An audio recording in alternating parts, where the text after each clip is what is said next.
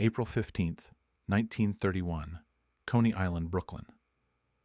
The Nuova Villa Tamaro restaurant sat quiet in the afternoon heat.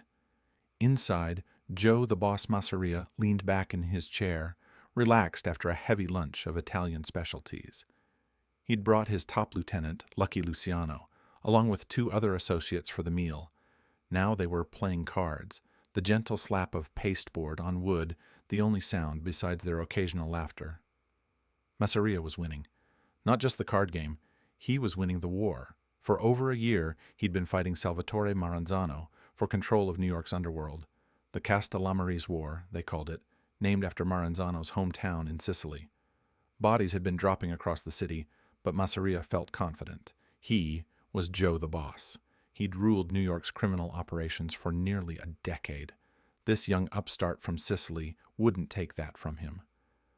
Luciano stood from the table, told the men he needed to use the bathroom. Masseria barely glanced up from his cards, the ace of spades prominent in his hand. The three other men at the table kept playing. The front door opened. 4 men walked in with purpose: Vito Genovese, Albert Anastasia, Joe Adonis, Benjamin Bugsy Siegel. All of them Masseria's own people, all of them holding guns. They opened fire. 20 shots erupted in the small restaurant, the sound deafening in the enclosed space. Masseria's body jerked with each impact before slumping forward onto the table, then sliding to the floor. The ace of spades fluttered from his dead hand. The 4 gunmen walked out as casually as they'd entered. Moments later, Lucky Luciano emerged from the bathroom. He looked down at his former boss's body without expression and walked past it toward the door. The old Mafia died on that restaurant floor with Joe Masseria. What Lucky Luciano built from the blood would be far more dangerous. A criminal corporation. An organization that would dominate American organized crime for 4 decades. The 5 families were about to be born. Before we dive into how Luciano created his criminal empire, I want to let you know what this channel is all about. Every single week, we bring you the most compelling true crime stories from American history, real cases, genuine investigations, and the shocking truths behind the headlines you thought you understood. This isn't surface-level content.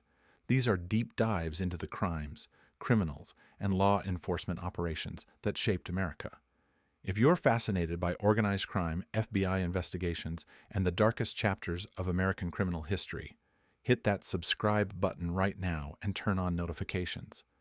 Trust me, the story of how Lucky Luciano built and then lost his empire is just the beginning of what we've got coming for you. And real quick, I'd love to know where you're listening from right now. Drop a comment below with your city and country. Are you tuning in from New York, where all this history happened? Maybe London, Tokyo, Sao Paulo. It's always incredible to see how far these true crime stories reach across the globe. Let me know in the comments. All right, back to Coney Island, 1931. Joe Masseria's murder wasn't random violence. It was a corporate takeover disguised as a mob hit. And to understand why Luciano orchestrated his own boss's execution, we need to go back 14 months earlier to the war that was tearing New York apart. February 1930. The Castellammarese War began with a murder ordered by Masseria himself. His target was Gaetano Reina, head of what would later become the Lucchese family. Masseria gave the contract to a young, ambitious killer named Vito Genovese. On a cold February night, Genovese approached Reina and fired a shotgun blast at close range. Reina died instantly. Masseria had calculated this hit would strengthen his position. Instead, it triggered a bloodbath. Reina's family, enraged by their boss's death, immediately pledged loyalty to Salvatore Maranzano, Masseria's rival. Other families began choosing sides. The streets of New York became a war zone. Salvatore Maranzano was everything Masseria wasn't. Where Masseria was crude and violent, Maranzano was educated and strategic. He'd studied for the priesthood in Sicily before turning to crime. He admired Julius Caesar and the Roman Empire, often comparing his organization to Caesar's military structure. He'd arrived in America after World War I and built his own criminal network, primarily with immigrants from his hometown of Castellammarese del Golfo. The war escalated through 1930. Giuseppe Morello, one of Masseria's most important enforcers and a founding father of the American Mafia, was executed in his East Harlem office in August. His visitor, Giuseppe Perino, died beside him. Both men were gunned down by Maranzano's soldiers. In July, Vito Bonventre, a Castellammarese loyalist, was murdered outside his garage in retaliation. By November, Almineo and Steve Ferrigno, both key Masseria allies, were shot to death. Their family, the Manganos, switched sides to Maranzano. The violence created an impossible situation for businessmen like Lucky Luciano. Every murder brought police attention. Every police investigation meant lost revenue. Every day the war continued, bootlegging profits. The primary source of income during Prohibition evaporated. Luciano, who'd grown up in New York's Lower East Side after immigrating from Sicily as a child, saw things differently than the old-timers. He'd been born Salvatore Lucania, but remade himself as Charles Luciano, embracing American culture and American business methods. Luciano had formed close partnerships with Jewish gangsters, particularly Meyer Lansky and Benjamin Siegel. These alliances were unthinkable to men like Masseria and Maranzano, who believed Italians should only work with other Italians, preferably other Sicilians. But Luciano recognized that Meyer Lansky's brilliant financial mind and Siegel's ruthless efficiency made them invaluable partners. Together, they'd built bootlegging operations worth millions. The Castellammarese War threatened everything Luciano had built. Bodies piling up meant newspaper headlines. Headlines meant federal attention. Federal attention meant everyone lost money. Luciano began calling Masseria and Maranzano mustache Petes, old-world Sicilians stuck in outdated traditions, unable to adapt to modern American business. These men, with their long mustaches and old-country ways, refused to work with non-Italians, refused to modernize their operations, refused to see the Mafia could be so much more than ethnic street gangs fighting over territory. By early 1931, Masseria was losing. His allies kept defecting to Maranzano's side or ending up dead. Francesco Scalise, who'd inherited Almineo's crew after the murder, switched his loyalty to Maranzano. Joseph Catania, another important Masseria lieutenant, was gunned down in February 1931. Masseria grew desperate and increasingly paranoid. Luciano saw his opportunity. He opened secret negotiations with Maranzano through intermediaries. The deal was straightforward. Luciano would deliver Joe Masseria's head on a platter. In exchange, Maranzano would end the war, and Luciano would take over Masseria's operations and become Maranzano's second-in-command. Maranzano agreed. Both men believed they understood the arrangement. Neither realized Luciano was already planning far beyond their agreement. April 15th, Luciano invited Masseria to lunch at the Nuova Villa Tamaro, a restaurant Masseria knew and trusted. They ate, they played cards, and when Luciano walked into that bathroom, he was walking away from the old Mafia forever. Police arrived at the restaurant after neighbors reported gunfire. They found Masseria's body, the ace of spades near his hand, and exactly 0 witnesses willing to talk. The murder weapon was never recovered. When investigators questioned Luciano, he claimed he'd been in the bathroom the entire time and hadn't seen anything. The 3 other men at the table, all presumably witnesses, couldn't remember any details. One detective noted that Masseria's autopsy showed he'd died on an empty stomach, despite supposedly just finishing a large Italian meal. The discrepancy was never explained. The Castellammarese War ended that afternoon. Salvatore Maranzano had won. He called a meeting of all the major mob figures in New York and announced his victory. He would restructure the American Mafia. No more chaos. No more random violence. He divided all the criminal operations in New York into 5 distinct families, each with its own boss, underboss, captains, and soldiers. The structure was based on Roman military organization, which Maranzano admired deeply. The 5 families were headed by Maranzano himself, Lucky Luciano, Joe Profaci, Vincent Mangano, and Tommy Galliano. Each family controlled specific territories and rackets. Each boss answered to Maranzano, who declared himself capo di tutti capi, boss of all bosses. He demanded tribute from every family. He required advance notice and approval for any major decisions. He positioned himself as the supreme authority over all organized crime in America. Luciano listened to Maranzano's speech with a neutral expression. He nodded at the appropriate moments. He accepted his position as head of what would eventually become the Genovese family. But inside, Luciano was calculating. Maranzano had made a fatal error. He'd done exactly what Masseria had done, positioned himself as a dictator rather than a businessman. Maranzano's fondness for comparing himself to Caesar wasn't just pompous. It was dangerous. After all, Caesar had been assassinated by his own senators. Maranzano had another problem he didn't recognize. Despite his talk of modern organization, he remained a mustache Pete at heart. He refused to work with Jewish gangsters like Lansky and Siegel. He insisted on old Sicilian traditions. He demanded respect based on heritage rather than ability. For someone who admired Caesar's military efficiency, he was remarkably blind to the generational rebellion building beneath him. Luciano and his allies, men like Vito Genovese, Frank Costello, and Joe Adonis, were young Turks, a new generation who'd grown up in America. They saw the Mafia not as a cultural organization, but as a business opportunity. They wanted to work with whoever made them the most money, regardless of ethnicity. They envisioned organized crime as a national corporation, not a collection of Sicilian villages transplanted to New York. By September 1931, just 5 months after taking power, Maranzano's reign was already showing cracks. He grew increasingly paranoid about Luciano's growing influence. According to later testimony, Maranzano hired Vincent Mad Dog Call, an Irish gangster, to murder Luciano. Tommy Lucchese, one of Maranzano's own captains who secretly favored Luciano's vision, learned about the contract and warned Luciano that he was marked for death. September 10, 1931. Maranzano summoned Luciano, Genovese, and Costello to a meeting at his Manhattan office in the Helmsley building. Luciano knew this was the assassination setup.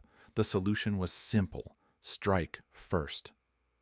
Meyer Lansky arranged everything. He recruited 4 Jewish gunmen whose faces were unknown to Maranzano's people. The team included Samuel Red Levine, Bo Weinberg, and Bugsy Siegel.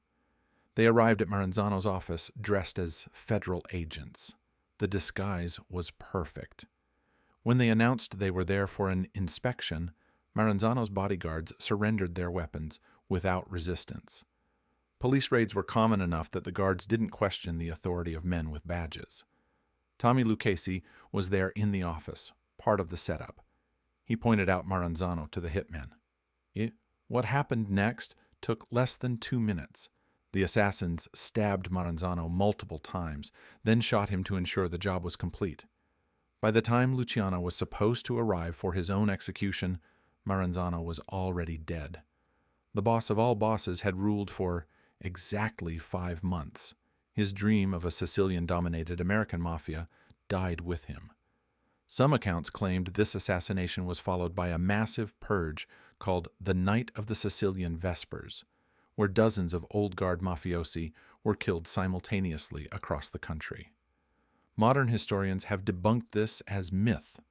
The mass purge never happened, but the mythology served Luciano's purposes. It sent a clear message to every mobster in America that the era of the mustache Petes was over. With both Masseria and Maranzano dead, Luciano stood at the pinnacle of New York's underworld. He was 34 years old. He'd eliminated his boss and his boss's boss within 5 months. Lesser men would have declared themselves the new boss of bosses. Luciano did something far more intelligent. He abolished the title entirely. In late 1931, Luciano called a meeting in Chicago. Every major mob boss from New York and other cities attended. Luciano presented his vision. No more dictators. No more capo di tutti capi. Instead, he proposed a commission, a governing board where the heads of the most powerful families would have equal votes. The commission would mediate disputes between families, prevent gang wars, oversee major decisions, and ensure that organized crime operated efficiently and profitably. The commission would consist of 7 bosses initially: the 5 New York families, Luciano's family, which would later become the Genovese family, Joseph Bonanno's family, Joe Profaci's family, later called the Colombo family, Vincent Mangano's family, which would become the Gambino family, and Tommy Galliano's family, which became the Lucchese family. Beyond New York, the commission included Al Capone, representing Chicago and everything west of the Mississippi, and Stefano Magaddino, representing Buffalo. Luciano positioned himself as chairman, but deliberately avoided the appearance of dictatorship. Meyer Lansky, though Jewish and therefore unable to be a made man in the Italian Mafia, served as Luciano's chief advisor and sat in on commission meetings. This partnership exemplified Luciano's vision. The most powerful Italian mobster in America openly relied on a Jewish gangster's financial genius. It was revolutionary. The commission established rules that would govern the American Mafia for decades. Each family controlled specific territories and rackets, which other families had to respect. Made men, full members of a Mafia family, could only be full-blooded Italians, though lower-level associates could come from any background. The murder of any made man required commission approval. Families couldn't go to war without bringing their dispute to the commission first. Every major decision affecting multiple families needed commission consensus. This structure brought unprecedented peace and prosperity. The 5 families in New York, along with their counterparts in other cities, flourished. They infiltrated labor unions, taking over the Teamsters, longshoremen's unions, construction unions, and garment workers' unions. They controlled legitimate businesses as fronts for illegal operations. Gambling, loan sharking, bootlegging, and later drug trafficking generated millions of dollars in revenue. The families laundered money through restaurants, nightclubs, and real estate. But while Luciano had created the perfect criminal corporation, he couldn't protect himself from his own success. In 1936, New York District Attorney Thomas Dewey, an ambitious prosecutor determined to make a name fighting organized crime, targeted Luciano for an unexpected charge: compulsory prostitution. Dewey's investigators had built a case showing that Luciano ran a massive prostitution ring called the Combination, controlling hundreds of brothels across New York. Luciano had allegedly told one of his associates, Florence "Cokie Flo" Brown, that he wanted to run his prostitution operations like a chain store system. Brown testified to this statement in court, and her testimony, combined with other witnesses and financial records, proved devastating. Luciano took the witness stand in his own defense. Dewey, a brilliant prosecutor, destroyed Luciano's credibility through direct questioning and telephone records. Luciano claimed he made only $22,000 a year, but he was obviously a wealthy man who wore expensive suits and lived lavishly. The jury didn't believe his explanations. On June 7, 1936, Luciano was convicted on 62 counts of compulsory prostitution. 11 days later, he was sentenced to 30 to 50 years in state prison. Luciano's conviction shocked the underworld. The man who'd created the commission, who'd modernized the Mafia, who'd eliminated 2 bosses and reorganized all of organized crime, was going to die in prison. Frank Costello, known as the Prime Minister for his political connections and diplomatic skills, took over day-to-day operations of Luciano's family. But everyone understood that Luciano, even from his cell in Dannemora prison, still controlled his organization through Costello. The commission continued to function. The 5 families grew in power and sophistication throughout the late 1930s and 1940s. Each family developed its own specialty, its own territory, its own character. The Genovese family, Luciano's family, became known as the most powerful and disciplined of the 5. After Luciano's imprisonment and Costello's leadership, Vito Genovese would eventually seize control in 1957 by ordering a hit on Costello, who survived but wisely retired. Genovese gave the family its name. Under Genovese's leadership, the family controlled the Fulton Fish Market. manipulated union elections, and ran massive gambling operations. Genovese was convicted of drug trafficking in 1959 and continued running his family from prison until his death a decade later. The Genovese family produced one of the most significant moments in Mafia history in 1963. Joseph Bonanno, a low-level soldier who'd murdered a fellow inmate, thinking Genovese had sent the man to kill him, agreed to cooperate with federal authorities. Bonanno became the first made man to publicly break omertà, the Mafia's sacred code of silence. He testified on television before the U.S. Senate, describing the structure of the five families, explaining how the commission worked, and naming names. Bonanno's testimony didn't result in immediate prosecutions. He didn't have specific evidence of particular crimes, but it educated the public and law enforcement about the Mafia's existence and operations. The Gambino family had a more violent path to its identity. Vincent Mangano, the original boss, disappeared in April 1951. No body was ever found. Evidence strongly suggested that Albert Anastasia, Mangano's underboss and a notorious killer known as the Lord High Executioner, had murdered his boss to take control. Anastasia ran the family for 6 years with legendary brutality. He'd been one of the founders of Murder Incorporated, the enforcement arm of the commission that carried out contract killings across the country during the 1930s and 40s. In October 1957, Anastasia sat in a barber's chair at the Park Sheraton Hotel in Manhattan, his face covered with hot towels, completely relaxed. 2 gunmen walked in and shot him multiple times at close range. The hit had been orchestrated by Carlo Gambino, Anastasia's underboss, who'd partnered with Vito Genovese to eliminate Anastasia. Gambino became the family's new boss and its namesake. He ruled the Gambino family for 19 years until his death from a heart attack in 1976. Under Gambino's leadership, the family controlled the New York waterfront, infiltrated the trucking industry, and ran extensive gambling and loan sharking operations. The Gambino family later produced the most famous mob boss in American history, John Gotti. But Gotti's story belongs to a later chapter, when the Commission's power was already crumbling. The Lucchese family, led by Tommy Galliano until his retirement in 1951, then by Tommy Three-Finger Brown Lucchese until his death in 1967, became known for strategic intelligence and careful planning. The family specialized in airport operations, particularly at John F. Kennedy International Airport, which mobsters called the mob's private candy store. Trucks carrying valuable cargo were routinely hijacked.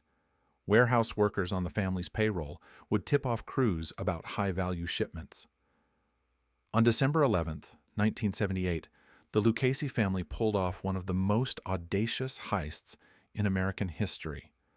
The Lufthansa robbery at JFK Airport netted approximately $5 million in cash and $800,000 in jewelry. The robbery was planned and executed by associates including Henry Hill, who would later become an FBI informant and enter the Witness Protection Program. His story became the basis for Nicholas Pileggi's book Wise Guy and Martin Scorsese's film Goodfellas. The Bonanno family, led by Joseph "Joe" Bananas Bonanno for over 3 decades, became infamous for internal conflicts and FBI infiltration.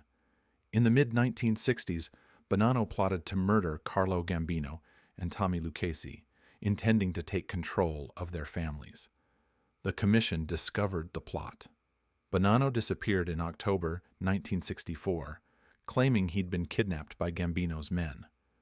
Investigators believed he'd actually gone into hiding to avoid the commission's wrath. He reappeared in 1966, was forced to retire, and the commission installed new leadership. The Bonanno family suffered the most devastating infiltration in Mafia history when FBI agent Joseph Pistone went undercover from 1976 to 1981 using the alias Donnie Brasco. Pistone embedded himself so deeply in the family that he was on the verge of becoming a made man when the FBI finally pulled him out. His testimony led to over 100 federal convictions. The Bonanno family was temporarily expelled from the commission due to the embarrassment of being so thoroughly compromised. The Colombo family began as the Profazzi family, led by Joseph Olive Oil King Profazzi, who'd made his fortune importing olive oil and used the legitimate business to launder criminal profits. After Profazzi's death from cancer in 1962, Joseph Magliocco took over briefly. Magliocco joined Bonanno's plot to kill Gambino and Lucchese. Joseph Colombo, the man assigned to carry out the assassination, instead told Gambino about the plot.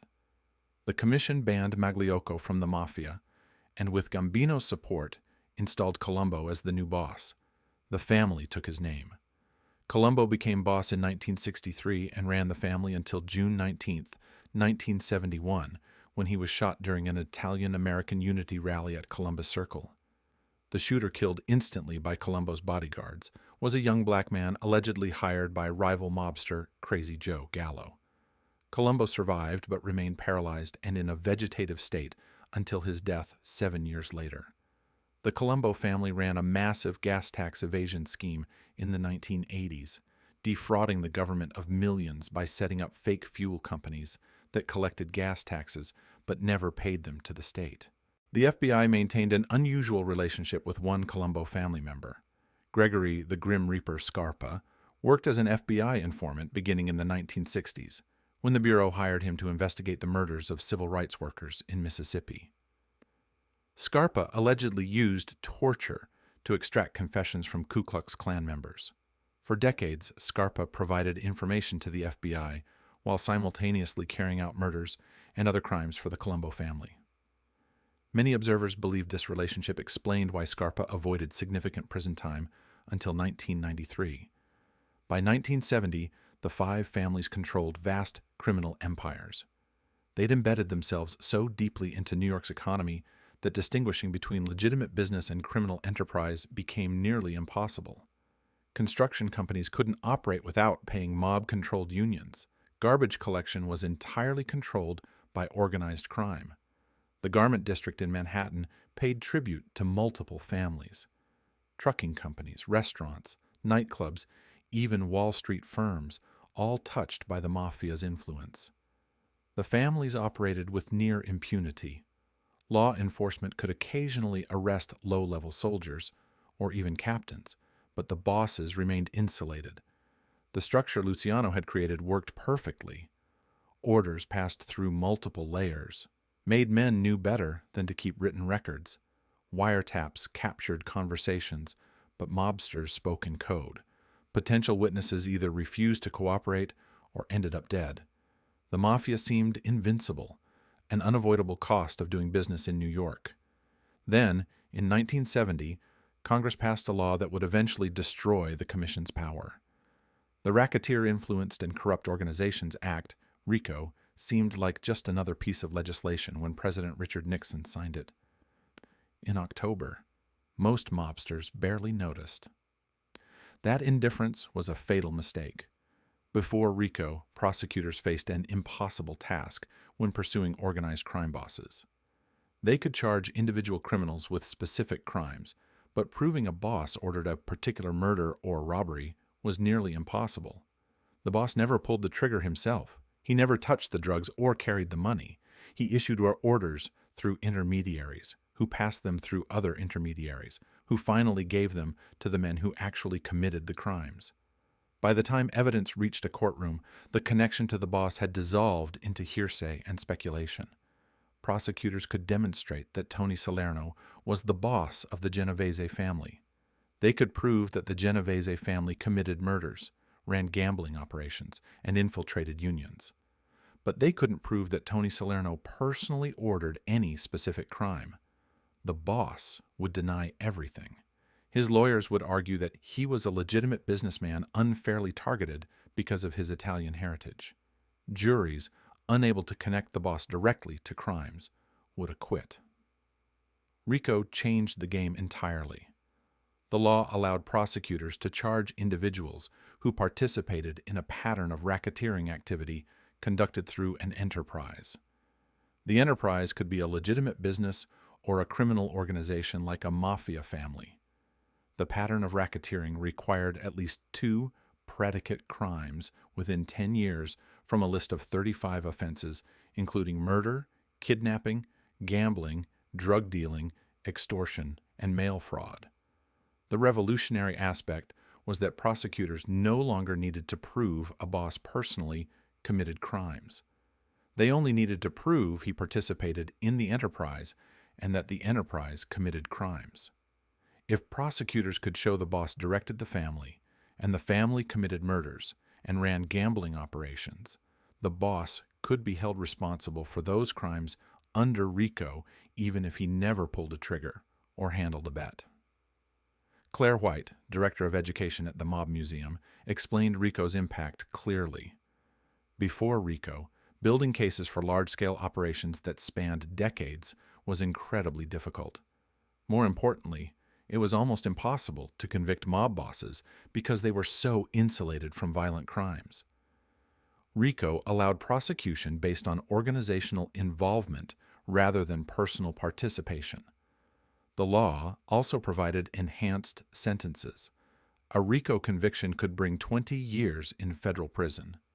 Even more powerful was RICO's civil component and asset forfeiture provisions. The government could seize properties, bank accounts, and businesses before trial, preventing mobsters from hiding assets offshore or transferring them to relatives. For men who'd spent decades building criminal fortunes, losing everything they owned was terrifying. But RICO's implementation took time. Throughout the 1970s, prosecutors experimented with the law, testing its boundaries, learning how to build RICO cases. The Mafia initially dismissed RICO as just another prosecutorial tool they could evade. The bosses had avoided conviction their entire careers. Why should this new law be different? In September 1979, U.S. Attorney's Office in the Southern District of New York began using RICO more aggressively. Early cases targeted smaller crime families and labor unions. Prosecutors learned from these trials, refining their approach, understanding what evidence juries found convincing. The breakthrough came in 1985. Rudolph Giuliani, then U.S. Attorney for the Southern District of New York, announced an indictment that shocked organized crime. The commission case, officially United States v. Salerno, charged the bosses of all 5 New York families simultaneously under RICO. The indictment alleged that the commission itself was a criminal enterprise, and that the 5 bosses, Anthony Fat Tony Salerno of the Genovese family, Carmine Jr. Persico of the Colombo family, Anthony Tony Dux Corallo of the Lucchese family, Philip Rusty Rastelli of the Bonanno family, and Paul Big Paul Castellano of the Gambino family, had used the commission to oversee murder, extortion, labor racketeering, and bid rigging. The evidence came from years of FBI surveillance. Agents had planted bugs in social clubs where mobsters met, in cars driven by family members, even in the homes of high-ranking members. The wiretaps captured the bosses discussing commission business, approving murders, dividing up territories, and planning criminal activities. For the first time, prosecutors had recordings of the men at the very top discussing the enterprise they ran. The trial began in September 1986. Prosecutors played hours of recordings for the jury. The boss's own words convicted them. They'd thought themselves untouchable, so they'd spoken freely about criminal activities, never imagining that every word was being recorded. The recordings proved the commission's existence, demonstrated that the bosses ran it, and connected them directly to numerous crimes. On November 19, 1986, the jury convicted all 8 defendants on all counts. In January 1987, Judge Eugene Nickerson sentenced the bosses to 100 years each in federal prison. For the first time in American history, the leadership of all 5 families was going to prison simultaneously. The commission case sent shockwaves through organized crime. If the FBI could reach the bosses, could convict men who'd evaded justice for decades, then no one was safe. The threat of life in prison under RICO made mobsters reconsider the value of omertà. Throughout the 1980s and 1990s, more and more made men broke the code of silence and became cooperating witnesses. The most devastating betrayal came from within the Gambino family. John Gotti had seized control of the family in December 1985 by orchestrating the murder of Paul Castellano outside Sparks Steakhouse in Manhattan. Castellano had been on his way to dinner when gunmen, organized by Gotti, shot him multiple times on the sidewalk. Gotti watched the assassination from a nearby car, then drove away. Gotti became boss and immediately transformed the family's public image. Previous bosses had maintained low profiles, avoiding media attention, dressing conservatively. Gotti embraced publicity. He wore expensive suits that cost $1,800 each. He strutted through Manhattan like a celebrity. Reporters nicknamed him the Dapper Don for his fashion sense, and the Teflon Don because prosecutors had tried and failed to convict him in 3 separate trials during the 1980s. Witness intimidation, jury tampering, and aggressive defense attorneys had kept Gotti free despite overwhelming evidence of his crimes. Gotti's underboss was Salvatore Gravano, a brutal enforcer known as Sammy the Bull. Gravano had risen through the ranks by demonstrating absolute loyalty and ruthless efficiency. He'd been involved in 19 murders, including hits on his own best friend and his brother-in-law whenever Gotti or the family required it. Gravano was Gotti's most trusted advisor, the man who carried out the boss's orders without question. The FBI had been pursuing Gotti relentlessly. Agents planted bugs in the Ravenite Social Club in Little Italy, where Gotti held court. They recorded conversations in the hallway beside the club and in an apartment above it.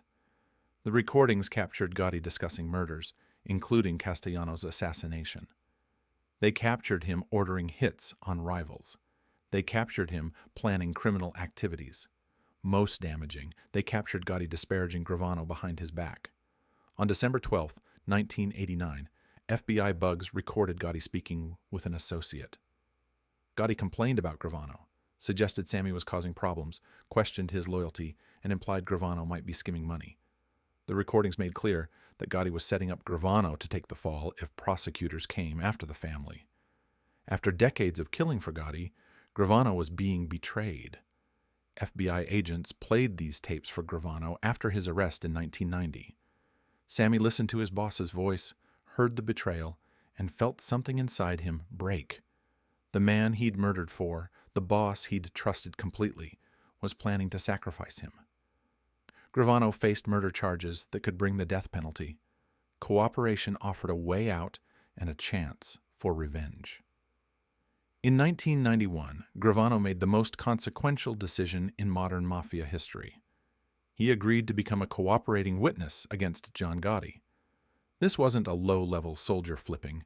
This was the underboss of the Gambino family, the highest-ranking member of the 5 families to ever break omertà.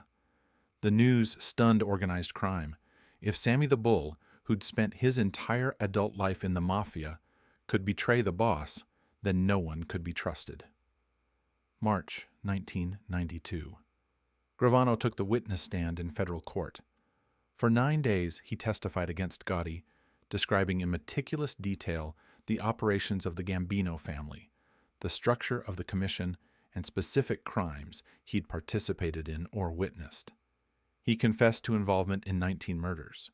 He explained how he and Gotti had planned and executed Castellano's assassination. He described gambling operations, loan sharking rackets, extortion schemes, and labor union infiltration. He answered every question the prosecutors asked, never invoking his Fifth Amendment right against self-incrimination. The courtroom was packed throughout Gravano's testimony. Gotti's supporters filled the gallery, trying to intimidate the witness. At one point, FBI agents recognized that Gotti's people were staging a scene straight from The Godfather Part 2, where Michael Corleone's brother, Fredo, refuses to meet his eyes during congressional testimony. Joey D'Angelo, the son of one of Gravano's former crew members, sat in the front row. When Gravano began testifying, D'Angelo slowly rose from his seat, shuffled toward the aisle, paused for a dramatic stare at Gravano, then walked out of the courtroom. The message was clear. Gravano was a traitor. The judge ordered D'Angelo barred from sitting in the front row. "I need to pause here and ask you something important. Put yourself in Gravano's position for a moment. You've spent decades in the Mafia. You've killed 19 people, including men you considered brothers. You've built your entire identity around loyalty to the family. Then you discover your boss, The man you trusted most is betraying you and setting you up to take the fall for crimes you committed together. You're facing the death penalty. The only way out is to become the very thing the Mafia hates most, an informant. But if you cooperate, you'll help dismantle the most powerful crime family in New York and potentially save your own life. What would you have done? Would you have kept omertà and faced execution, or would you have testified against your boss? Drop your answer in the comments below. I'm genuinely curious how you'd navigate that impossible choice, because what Gravano decided defined the rest of his life and changed the American Mafia forever. Here's what happened next. Gravano's testimony, combined with the FBI's wiretap recordings, destroyed Gotti's defense. Defense attorney Albert Krieger tried to discredit Gravano, calling him a little man full of evil who was clearing his conscience by admitting to 19 murders. Krieger pointed out to the jury that there weren't even enough chairs in the courtroom to seat all of Gravano's victims, but the recordings corroborated everything Gravano said. The jury believed him. On April 2, 1992, after just 13 hours of deliberation, the jury convicted John Gotti on all counts. The charges included 5 murders, conspiracy, loan sharking, racketeering, obstruction of justice, and tax evasion. FBI Chief James Fox announced to reporters that the Teflon was gone and the Dawn was now covered with Velcro. On June 23rd, Judge Leo Glasser sentenced Gotti to life in prison without possibility of parole. Gotti would die in prison 10 years later from throat cancer, still holding the title of boss, but completely powerless. Gravano received his reward for cooperation. In September 1994, despite confessing to 19 murders, he was sentenced to just 5 years in federal prison. Since he'd already served 4 years awaiting trial, the sentence amounted to less than 1 additional year. Then, he entered the Witness Protection Program with a new identity and relocated to Arizona. The families of Gravano's victims expressed outrage at the light sentence. Laura Garofalo, whose father Eddie had been killed by Gravano in 1990, said the deal was shocking. People serve more time for one murder. This man confessed to 19. The government argued that Gravano's cooperation led to 37 convictions, with 9 more people awaiting trial and 8 people resigning from unions as a result. FBI agent George Gabriel, who'd handled Gravano, stated that Sammy's information arguably led to the demise of organized crime in New York. Gravano's betrayal encouraged others to flip. If the underboss could cooperate, then anyone could. Throughout the 1990s, more made men broke omertà. Cooperators provided information about their own families and testified against former associates. Each new informant led to more arrests, which led to more cooperators, creating a cascading collapse of the code of silence that had protected the Mafia for decades. In 2004, Joseph "the Ear" Masseria, boss of the Bonanno family, made an even more shocking decision. Facing a potential death penalty in an upcoming murder trial, Masseria agreed to cooperate with federal prosecutors. He became the first sitting New York crime family boss to ever become a government informant. Masseria provided testimony that led to numerous convictions and received a sentence of life imprisonment rather than execution. The 5 families entered the 21st century as shadows of their former power. RICO prosecutions had imprisoned nearly every major boss. Cooperating witnesses had destroyed the mystique of omertà. Federal asset forfeiture had seized billions of dollars in criminal proceeds. The families that once controlled New York's economy were reduced to small crews running low-level gambling operations and loan sharking rackets, but they didn't disappear. The 5 families still exist today. They've adapted to increased law enforcement pressure by operating more cautiously, maintaining lower profiles, and focusing on activities that are harder to prosecute. Gambling remains a primary source of revenue, particularly illegal sports betting and card games. Some families maintain presence in construction and waste management, though far less extensively than during their peak. Union infiltration continues in some industries, though federal oversight has made it more difficult. In 2025, the 5 families made headlines again. Federal prosecutors in the Southern District of New York indicted members of the Genovese, Bonanno, Gambino, and Lucchese families in connection with an NBA gambling scandal. The indictment alleged that mobsters had rigged high-stakes poker games and defrauded participants of at least $7 million. The case demonstrated that while the families are weaker than their peak, they remain criminally active. The modern mafia operates in a fundamentally different environment. Every phone call might be monitored. Every meeting might be recorded. Every member knows that anyone could be a cooperating witness wearing a wire. The threat of RICO prosecution and life sentences has made young men far less willing to take the oath and become made men. The mystique that once attracted recruits has been destroyed by decades of informants, trials, and imprisonments. International organized crime groups have filled much of the vacuum left by the five families' decline.